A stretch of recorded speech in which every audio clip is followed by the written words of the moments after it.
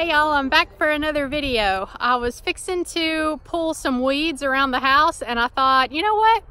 I'm gonna turn this into a video. Not about pulling weeds, but about gardening in general and saving money with gardening. And before you start, I can hear you already, but Rebecca, there's costs up front to get started with gardening. You have to make investments in the dirt and the supplies to garden with, in the plants themselves, the upkeep and the time of maintenance for a garden and pulling weeds like I'm getting ready to do. And I hear you on all of that.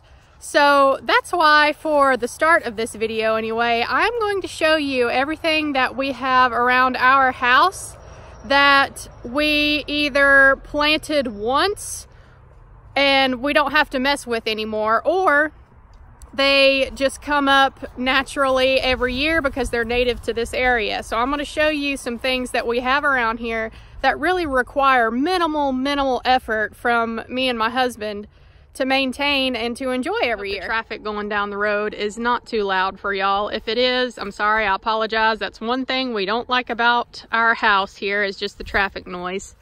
But this right here is a peach tree that we planted a couple years ago. We have not gotten any peaches from it yet, but in the future we may.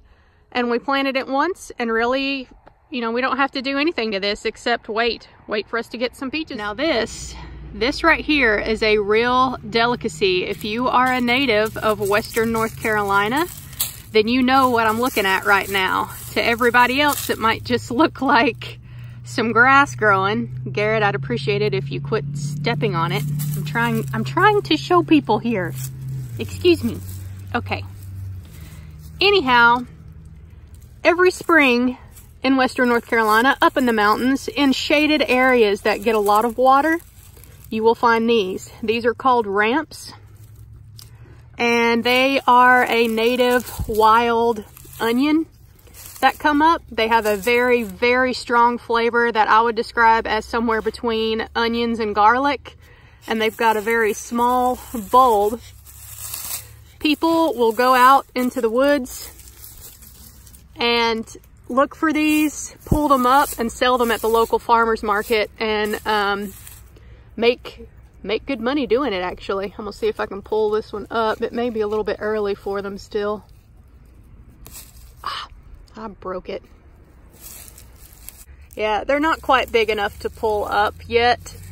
So, but what it looks like is just a little garlic bulb. Truly, that's what the bottom of it looks like.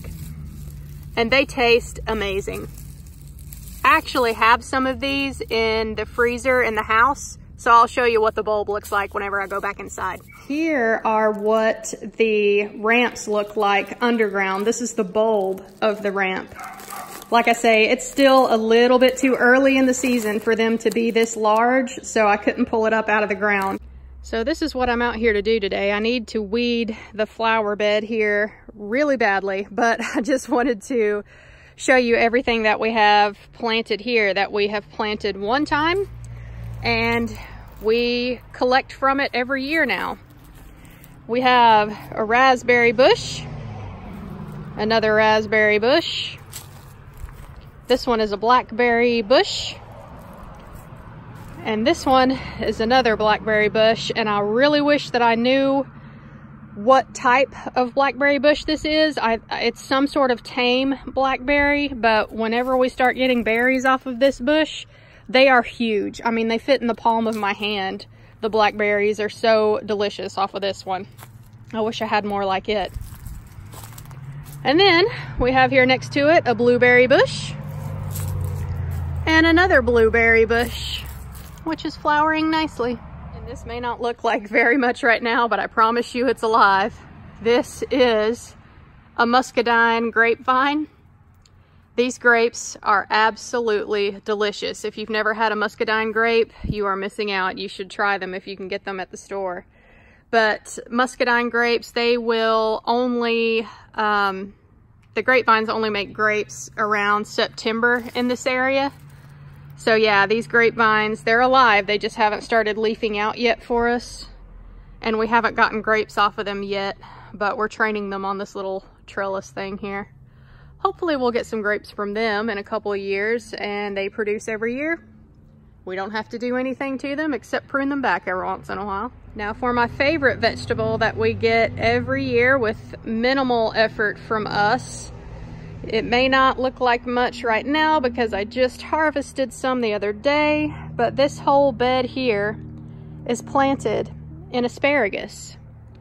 And every spring, throughout the summer and into the fall, this bed will make asparagus for us. And whenever they get tall enough for me to cut them, I will cut them and put them in the fridge. And then whenever we're ready to cook them, we just wash them real good and cook some asparagus fresh out of the garden. And this asparagus, y'all, when it's ready for me to cut, they're as big around as my fingers. You do not get asparagus that looks this nice from the grocery store. You can see this one is one I've cut earlier, how big they are whenever I go to cut them. And asparagus is something that you plant once, it comes up every year. But trick with asparagus is when you plant asparagus the first year, what you want to do is just let it grow up completely and don't harvest any of it. Let it go completely to seed. That way it establishes itself really well, and it will produce more in the following years if you just let it get really established that first year. Also, you want an all male variety of asparagus. That way you get more spears to harvest instead of, I think the kind that they have at Lowe's is a male and female variety. So yeah, try to get an all male variety of asparagus if you decide you want to plant some somewhere, and get asparagus every year. This is a, I forget the exact name for it. It's a Jersey something. I will link it in the description box below. We got these off of Amazon, these asparagus crowns. Like I say, they're some sort of Jersey variety, but it's all male. I'll link it down below. Guys, we spent like 30 minutes one day planting this asparagus garden, and we get asparagus every spring without having to do anything to it. We harvest it all spring, all throughout the summer and into the fall. Pretty nice. Bonus item number 1. If you decide to have a herb garden, be forewarned. Mint will take over if you decide to plant it, but once you plant it once, it will come up every year and it will spread, and yeah, you'll have fresh mint from the garden anytime you want. You can just pick these, crush them up in your water, and it makes, you know how sweet mint tastes. Makes everything just nice and bright. I like just picking it and smelling the leaves. Bonus item number 2. This is our rosemary bush that we have in our garden. And we planted it and it has done really well. We clip off what we need whenever we want fresh rosemary, but it survived the winter. We did not have to bring it in. And yeah, it's just doing really well by itself, and it will eventually grow into a big bush. To show you this. This was a gift from my aunt. This is a dwarf tangelo tree, which is a hybrid citrus variety. It's a cross between a grapefruit and a tangerine, I think. And this was given to us a few months ago, so we haven't gotten any fruit off of it yet, but it did recently flower. You can still see some flowers on here. And we actually do have little teeny tiny tangelos coming out on it right now. There's a couple right there.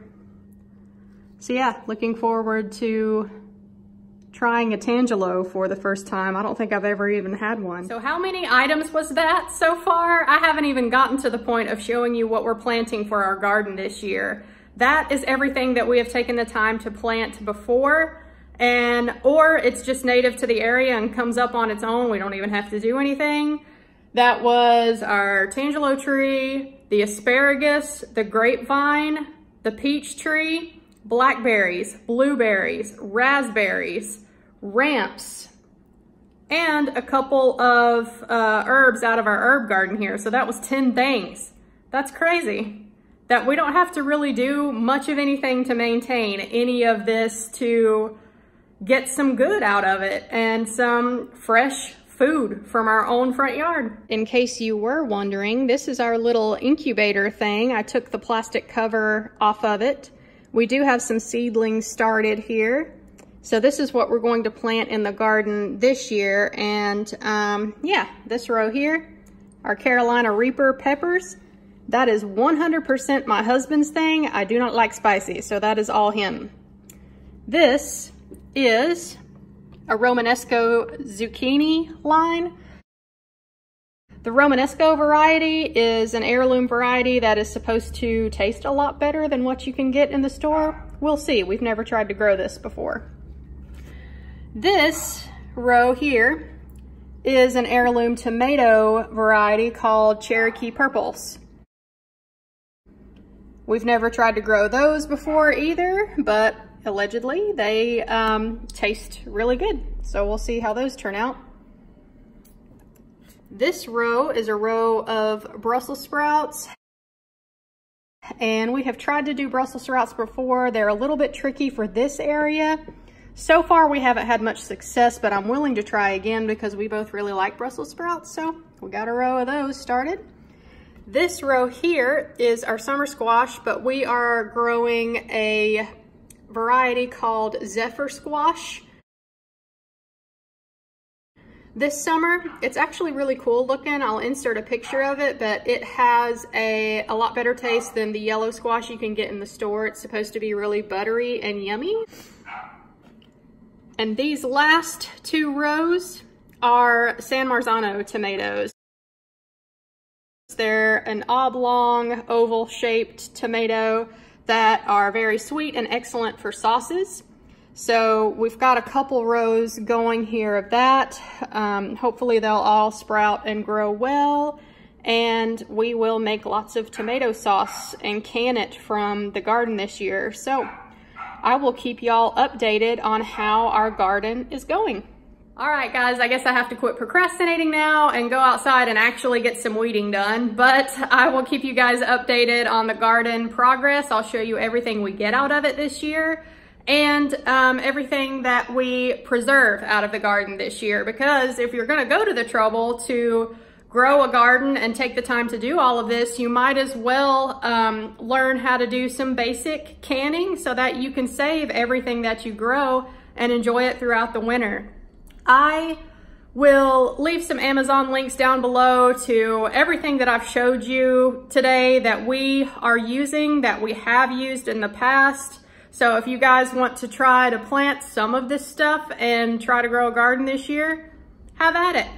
I recommend it. It feels really good to grow your own food. So yeah, I'll see y'all in the next one. Bye.